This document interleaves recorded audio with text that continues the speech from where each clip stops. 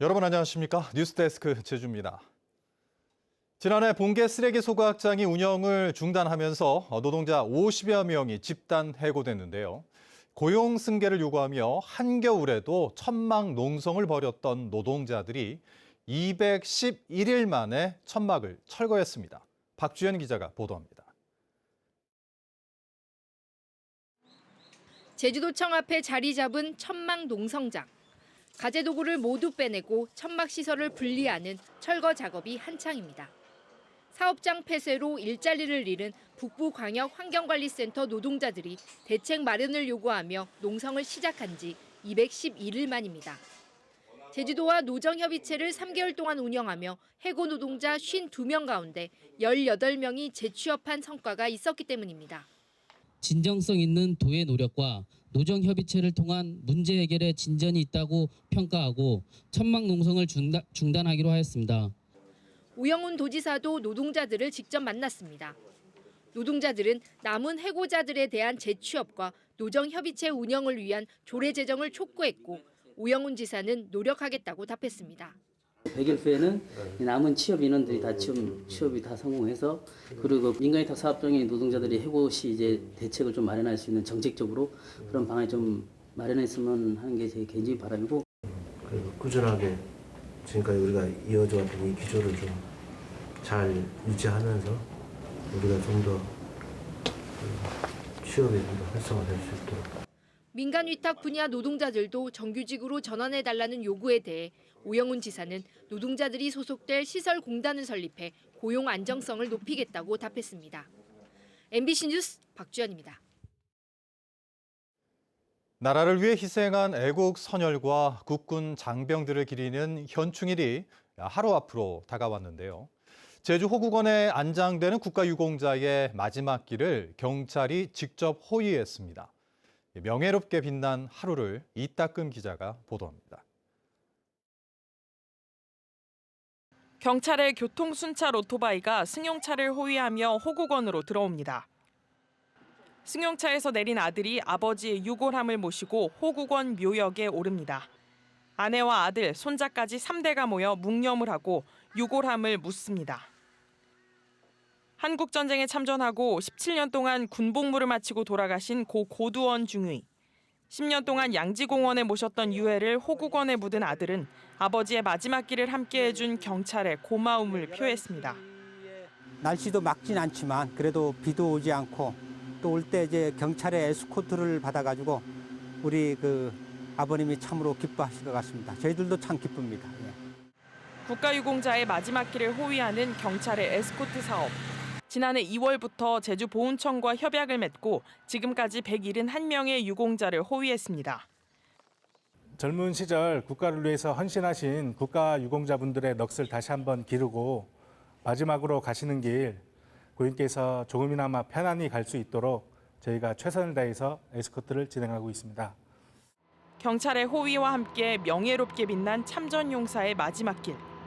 현충일을 앞두고 유가족은 물론 호위에 나선 경찰들에게도 명예로운 하루였습니다.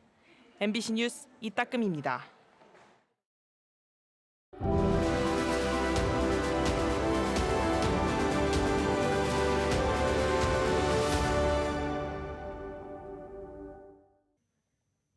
제1동포 43만 명 가운데 30%가 모여 살고 있는 일본 제2의 도시 오사카.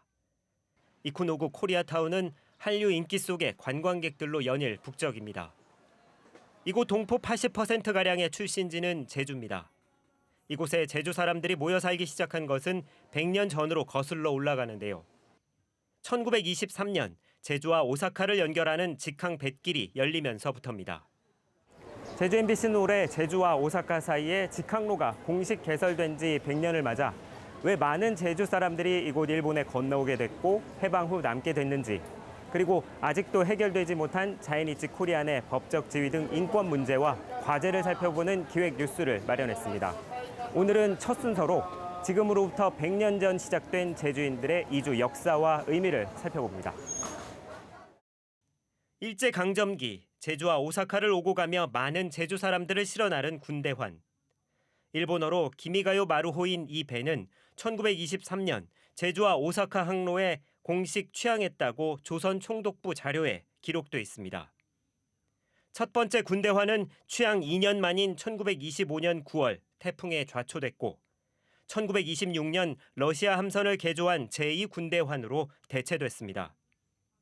그런데 제주와 오사카 항로에는 군대환만이 운항했던 것은 아닙니다. 제주의 향토 자본가들이 세운 제우사가 작은 선박을 운항했고 1928년에는 제주의 기업 동맹이 순길환을, 1930년에는 제주 사람들이 만든 동아통항조합이 교룡환과 복목환을 잇따라 출항시켰습니다. 막대한 자본을 앞세운 일본의 선박회사에 대항해 제주 도민들의 자주 운항 운동이 펼쳐진 겁니다. 당시 군대환의 요금은 12엔 50전, 공무원 월급 30엔의 절반에 가까울 정도였습니다. 1928년 오사카에 거주하는 제주 사람들은 비싼 요금을 내려달라는 시위를 벌이기도 했지만 운항 경쟁과 일제 탄압이 심해지면서 자주 운항 운동은 좌절됩니다. 결국 1935년 이후에는 일본 아마가사키 기선 회사에 군대환만이 남아 해방까지 제주와 오사카 노선을 운항하게 됩니다. 그 아마가사키 기센 쪽에 손님을 뺏기니까 자기들도 비용을 낮추게 하고 그리고 압력을 가해가지고 그 무산하게 하고 그렇게 하고 있었던 그 시기가 있었던 것 같아요. 그 시기가 짧아서 그렇게 적용될 만한 그런 자료들이 많이 남아있지는 않는 건데 일본 효고현 아마가사키시. 시내 중심에 4년 전 복원 개방된 흰색 성이 우뚝 솟아있고 주변은 새롭게 공원으로 조성됐습니다. 오사카 항으로 들어가는 입구의 아마가사키시에는 이렇게 당시의 방적 공장 등 근현대 건물들이 곳곳에 남아 있습니다. 1900년대 초 배를 타고 바다를 건너온 수많은 제주 사람들은 이런 공장에서 노동자로 일을 시작했습니다. 하지만 식민지에서 건너온 제주 사람들은 일본인보다 낮은 임금을 받으며 힘든 생활을 해야 했습니다. 아마가사키시 역사 박물관에는 당시 상공업이 급격히 발전하며 방직 공장과 기선 회사들이 활발히 설립되던 시기와 태평양 전쟁 말 미군의 공습으로 도시가 파괴될 때까지의 기록을 자세히 살펴볼 수 있습니다. 제주와 오사카 공식 항로가 개설되고 11년 뒤인 1934년 제1조선인은 53만여 명. 이 가운데 제주 출신은 5만 명으로 당시 20만 명인 제주도 인구를 감안하면 4분의 1 정도가 일본에 건너간 셈입니다. 이 때문에 제주는 농업 인력이 부족해지고 조상묘가 방치됐다는 기록이 있을 정도. 최근에는 이런 제주 사람들의 이주를 놓고 새로운 해석이 주목을 받고 있습니다. 단지 가혹해진 일제의 수탈을 피하기 위해서가 아니라 식민지 시대 암울한 상황을 뚫고 새로운 삶의 터전을 찾아 나선 제주인의 기질이 원동력이 됐다는 겁니다. 바깥으로 나가고자 하는 어떤 개척 정신이 오히려 일제강점이라는 상황 속에서도 일본의 공업지대로 나아가서 돈을 벌고자 하는 그런 진취적인 그런 모습으로 표출된 게 아닌가 그런 생각할 수 있습니다. 해방이 되자 이곳 일본에 거주하던 많은 제주 사람들은 고향으로 돌아갑니다. 하지만 일부는 생계 등을 이유로 이곳에 남게 되는데요. 그들은 단지 일본에 있다라는 뜻의 자인이찌로 불리며 차별과 멸시의 대상이 되고 조국마저 두 개로 갈라져 외면당하는 신세가 되고 맙니다. 다음 이 시간에는 이곳 제주인들의 집락지인 이쿠누구의 실태를 좀 더 자세하게 살펴보겠습니다. 일본 오사카에서 MBC 뉴스 홍수연입니다. 제주도와 도의회 사이에 예산 갈등이 불거졌던 올해 첫 추경 예산안이 심사 보류 17일 만에 본회의를 통과했습니다. 제주도의회는 오늘 오전 제417회 원포인트 임시회를 열어 189억 원을 조정한 제주도 추경 예산안을 상정해 의결했습니다.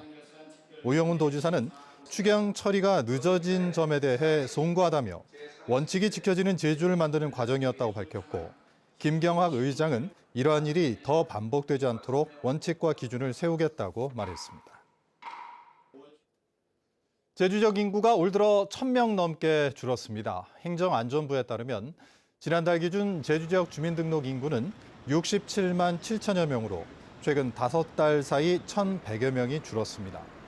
지역별로는 제주시 이도 이동이 205명 줄어 감소폭이 가장 컸고 아라동은 323명이 증가해 가장 많이 늘었습니다. 연령별로는 20대가 1,700여 명 감소, 60대가 2,300여 명 증가했는데 40대 이하는 모두 줄고 50대 이상은 모두 늘었습니다. 제주 지역 4개 진보정당이 동부 하수처리장 문제 해결을 제주도에 촉구했습니다.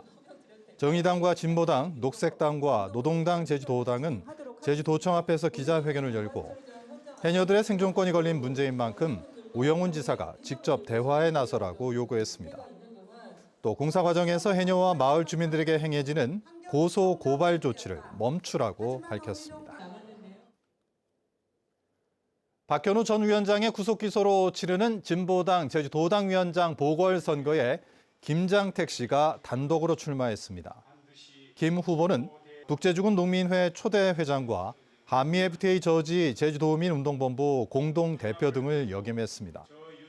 김 후보는 출마 기자회견에서 공안 탄압을 뚫고 검찰 독재를 태워버릴 들불을 만들어내자며 지지를 호소했습니다. 뉴스데스크 제주 마칩니다. 시청해주신 여러분 고맙습니다.